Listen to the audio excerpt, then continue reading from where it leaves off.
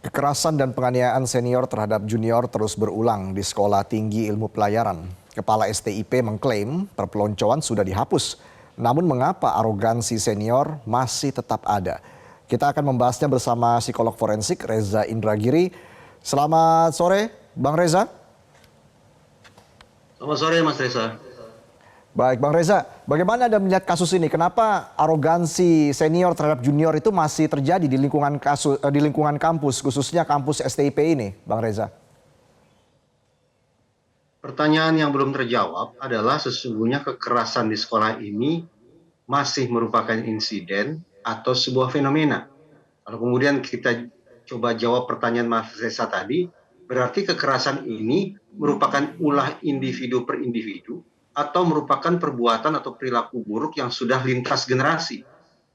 Jawaban atas pertanyaan ini akan mengarahkan kita pada skala penindakan yang semestinya dilakukan. Andaikan ini tanda petik sebatas insiden, andaikan ini ulah individu per individu, maka sudah barang tentu demi kepentingan seluruh mahasiswa juga skala pengelolaan atau penindakannya harus dibatasi. Tapi sebaliknya, kalau kekerasan ini sudah menjadi sebuah fenomena, kekerasan bukan lagi perilaku individu per individu, tapi sudah merupakan bentuk tradisi yang lintas generasi, maka sesudah penindakannya harus betul-betul masif.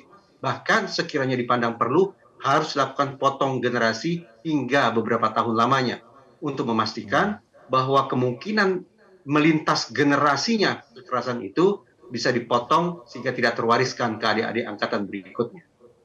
Jadi selama itu belum dipotong akan terus seperti ini, budaya yang dipertahankan dan membuat seorang senior itu memiliki arogansi terhadap junior.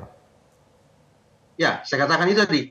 Arogansi ini merupakan ulah individu per individu, atau sudah merupakan sebuah subkultur menyimpang dari satu angkatan ke angkatan berikutnya, dari satu generasi ke generasi berikutnya. Kalau ini sudah menjadi sebuah fenomena, sudah menjadi subkultur menyimpang, maka memang tidak ada pilihan. Harus potong generasi. Sekiranya dipandang perlu, misalnya, satu angka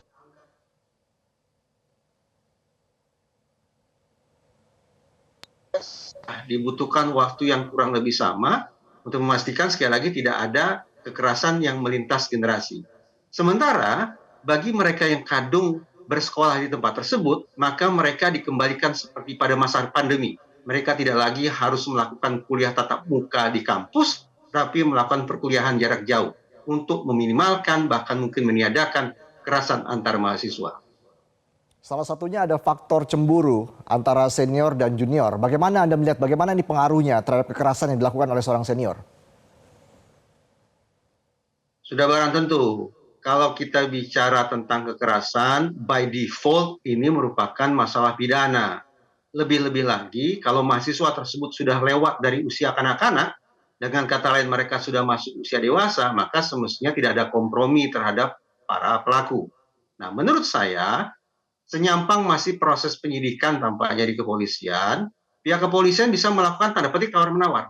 Artinya begini, kalau ancaman hukuman maksimal kepada pelaku sekiranya mereka divonis bersalah adalah 15 tahun, maka kepada para tersangka tersebut bisa dicek, bisa ditanyakan, apakah sekali lagi ini merupakan insiden saja atau sudah fenomena? Apakah ini ulah kalian saja atau ulah kebanyakan mahasiswa?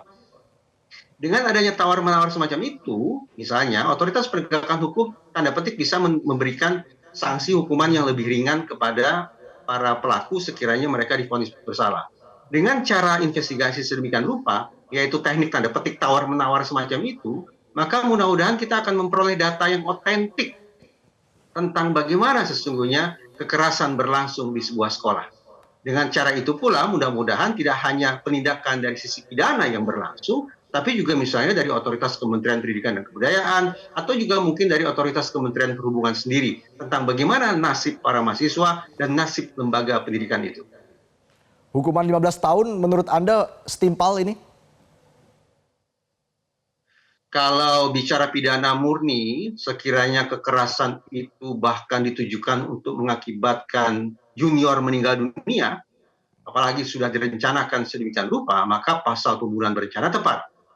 Kemungkinan lainnya ya pasal pembunuhan, atau kemungkinan yang tanda petik paling rendah adalah penganiayaan yang mengakibatkan orang meninggal dunia. Tapi sekali lagi Mas Reza, saya ingin betul-betul menekankan bahwa semestinya tersedia sebuah data yang menjadi acuan bagi kita untuk berpikir dan bekerja untuk menyikapi ini insiden atau ini fenomena.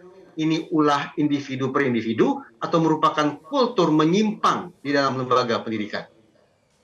Jika memang pelaku merupakan korban kekerasan dari sebelumnya begitu, sehingga hal itu dilakukan terhadap juniornya, ini evaluasinya harusnya seperti apa ke depan? Barangkali atas nama jiwa korsa tidak akan mudah bagi kita untuk mengorek informasi tentang seberapa jauh sesungguhnya kekerasan itu melintas generasi. Jiwa korsa memang merupakan salah satu identitas yang terbangun di banyak sekolah kedinasan.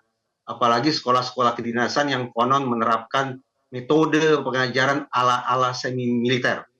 Dengan jiwa korsa semacam itu, maka pada saat yang sama memang rentan berkembang jiwa korsa menyimpang, baik itu brutalitas ataupun perilaku-perilaku menyimpang lainnya. Karena itulah saya katakan, untuk membongkar adanya jiwa korsa menyimpang, untuk membongkar adanya kemungkinan para mahasiswa menutup-nutupi situasi yang sebenarnya, silakan dilakukan tanda petik sebuah proses tawar-menawar untuk menggali informasi lebih mendalam dalam proses penyidikan oleh pihak kepolisian. Tapi menurut Anda masih relate tidak sistem semi militer di sekolah kedinasan ini? Karena kan STIP kita tahu lulusan dari STIP ini kebanyakan menuju sebuah pekerjaan di pelayaran niaga, begitu. Bang Reza, apakah memang sistem semi militer ini masih relate dengan sekolah-sekolah kedinasan saat ini? Pihak STIP sendiri sepatutnya bisa menjawab. Output mereka nanti, para sarjana itu nanti akan diproses sebagai intelektual atau lebih berfokus pada keterampilan vokasional atau keterampilan kerja. Jawaban atas pertanyaan ini juga akan memandu kita semua untuk berpikir tentang sebetulnya pendekatan macam apa yang paling tepat dikenakan kepada para mahasiswa. Sebagai misal, sekiranya para lulusan STIP nanti ditargetkan untuk menjadi pemikir, untuk menjadi intelektual, maka sudah barang tentu bobot akademis, bobot kognitif harus diperkaya. Tapi sebaliknya kalau kemudian mereka berfokus pada keterampilan kerja, vocational, dan saya bayangkan sebagai awam bekerja di dunia pelayaran adalah dunia yang membutuhkan stamina tinggi, vitalitas fisik yang kuat, maka sudah barang tentu latihan-latihan yang berfokus pada fisik juga diperlukan. Namun jangan sampai kemudian tidak lagi ada pembeda antara latihan fisik bagi sipil dengan latihan fisik bagi non-sipil.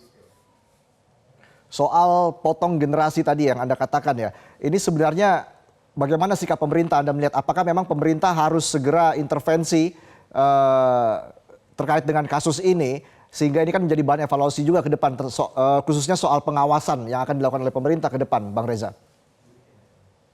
Saya membayangkan bahwa dibutuhkan kerja lintas lembaga untuk mengatasi masalah-masalah kekerasan yang barangkali sudah menjadi subkultur menyimpang yang bersisian dengan sistem yang juga menyimpang.